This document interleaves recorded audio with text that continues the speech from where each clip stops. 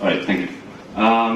So hi everyone, as you just said, I'm Guillaume Memon, and I work at Igalia. Even though what I'm gonna present was mostly about stuff that I did on my own time, though there are some bits that my awesome company Igalia let me do on work time, and that was pretty cool. So, Cheryl just before was saying that like they want to show young girls that technology and science or with free software is something cool. I'm gonna try to expose that. It's about hacking in the real world. That means trying to do things in that big room with the blue ceiling, you know, outside. You have a picture of it here, the blue. More specifically, I'm going to talk about a project that I did this summer, which was try to take pictures from above using a nice little balloon like that attached to a string with a camera here.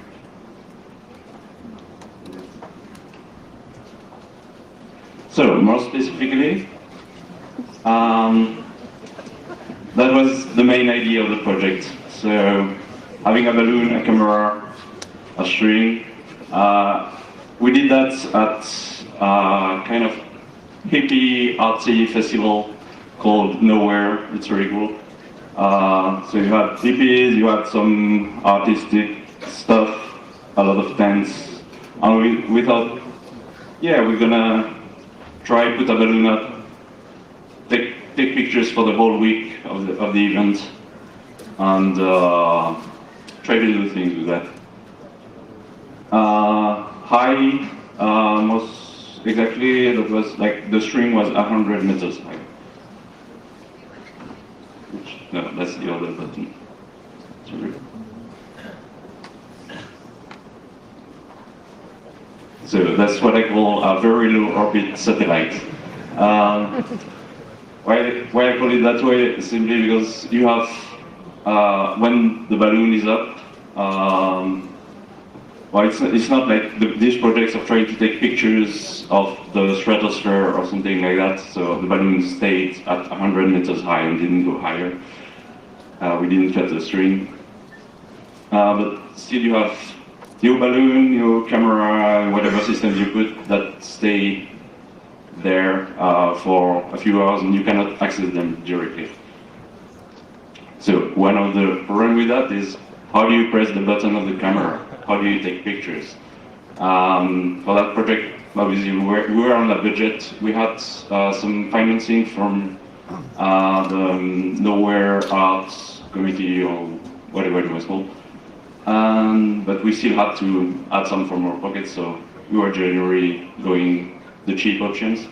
So we had second-hand Canon compact camera, and with that you can use a project called CHDK. So first free software project I'm going to talk about, because indeed in that project we used a lot of free software projects, hence our presentation here.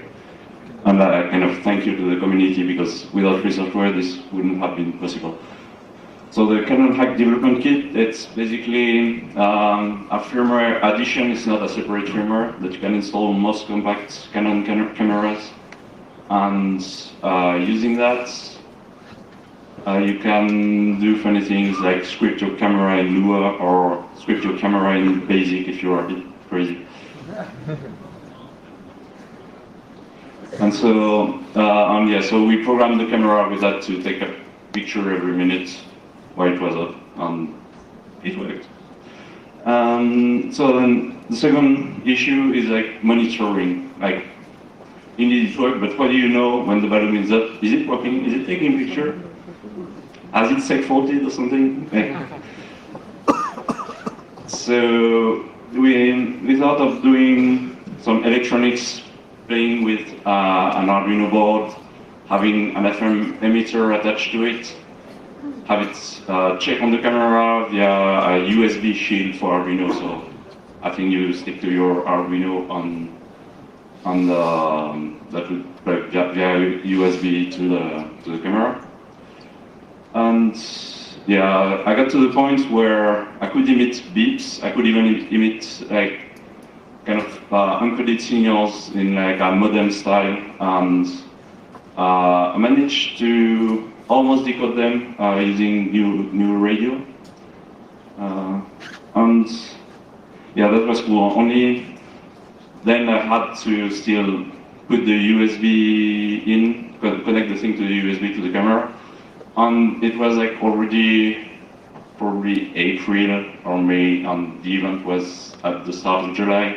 And we still didn't have the balloon or a lot of logistics things that we had to handle. And so we basically gave up and went with no monitoring. Ooh, scary. That wasn't that boring in. So another program is with a picture every minute.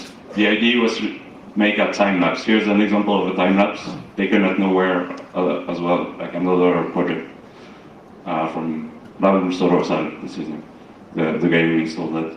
That was pretty cool. Anyway, not the subject of this talk.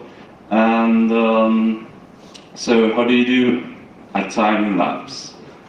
How do you create a video from other pictures? That's simple. You use GStreamer.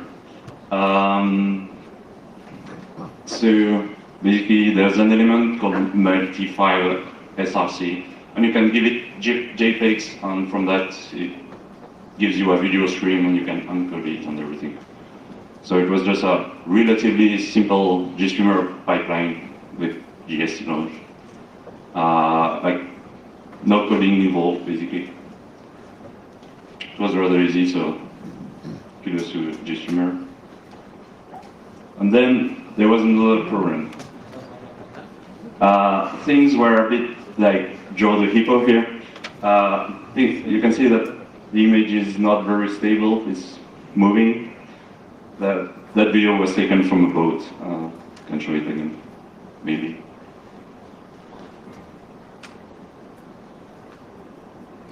Ooh, Joe.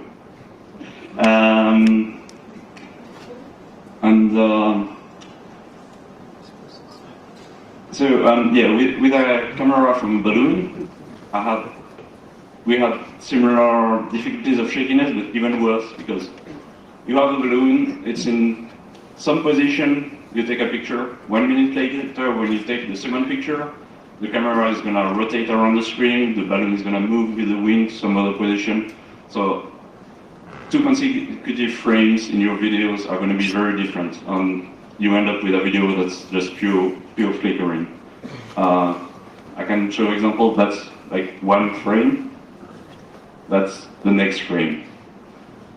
So as you can see, there's like a huge rotation between the two, and that's not cool in a video. So to try to tackle that, I use OpenCV. OpenCV has plenty of nice tools that help me to like see what is the movement from one frame to another, and basically apply the reverse movement, the reverse matrix, so that one frame maps the previous frames as if more or less it was taken from the same position. And OpenCV was cool as well to. As you can see, you have big black borders on the pictures. Well, actually, I think that's the after, but the original are really huge. Like, basically, the picture was around in a circle, and the rest was black. So with OpenCV, you can also like revert, like map your round image onto something that's more squarish. And so I wrote a GStreamer element using OpenCV that stabilized thing. You can see a demo of it. So that's the video before, and that's after once stabilized. So Joe is much more peaceful. He doesn't have like stomach issues or anything like that. And that's that's what the final results looks like so far. I'm still thinking of improvements like getting rid of that orange code, but it should be possible with OpenCV, just needs some work. And yeah, that's what it looks like. So if you look carefully, you can see a van going on, you can see people on, yeah, the end of the video is, there's a bug somewhere.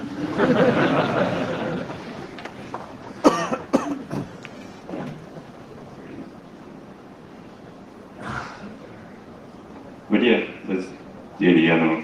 I find it pretty cool already. Do we have, okay. I have like 5 minutes if some people have questions, details or other details of things. What's the hippies? Hmm? What's the hippies? You can see.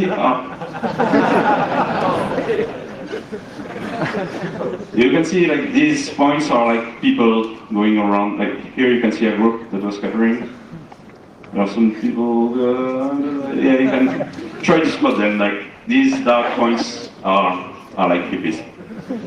Like in the first picture. They're quite small from 100 meters high.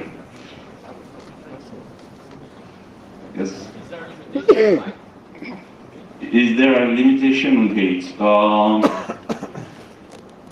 Well, there are several aspects to that, like how daring you are. Our limitation, the reason why we had 100, we were 100 meters high is basically because we had a string of 100 meters. We probably could have gone higher only when you have more strings to roll on the roll when you want to get the balloon down or up. And because sometimes you have to do it, because the balloon didn't, a balloon like that doesn't like wind too much. So if it gets windy, like decently windy, I don't know, like not that much actually, like from 15 kilometers per hour of wind is already gonna put you in troubles. So like on the evening of the first night there was like a crazy wind and we were like partying at another corner of the festival and then it was like ooh, crazy. And oh, I forgot, I think I had another slide, yeah. It was the thanks of my company, these people, all the people have. Yeah, I didn't name him, but there were two of us. I was with a guy called Hugo Riboni, who was actually the real mastermind behind the project. Other questions? Yes? Did you consider installing a parachute in case the balloon blew up?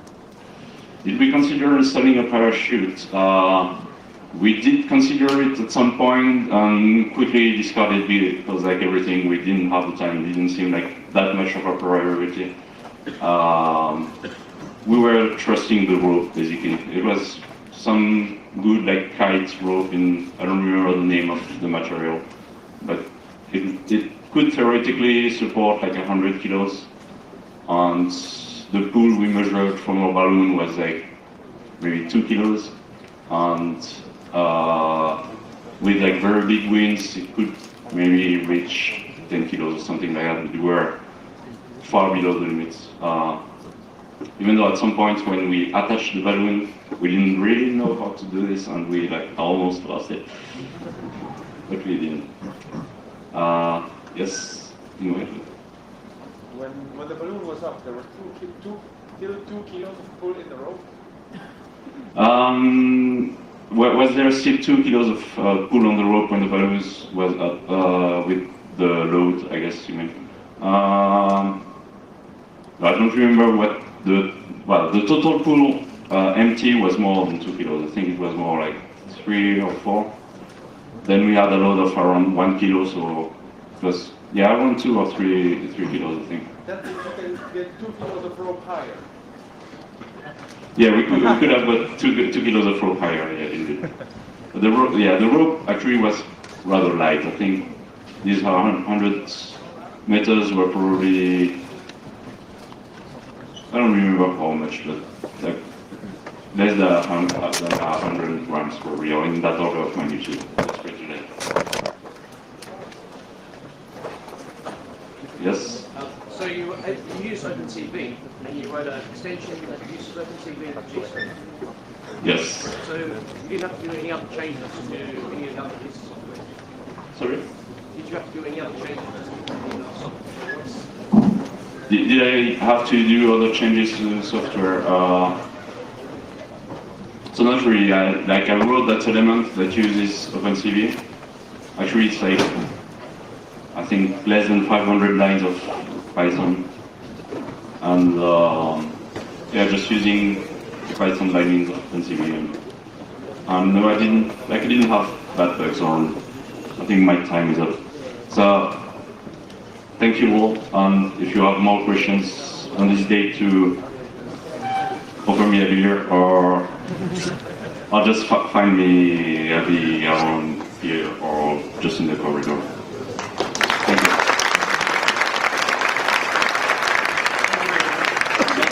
It's non-floating.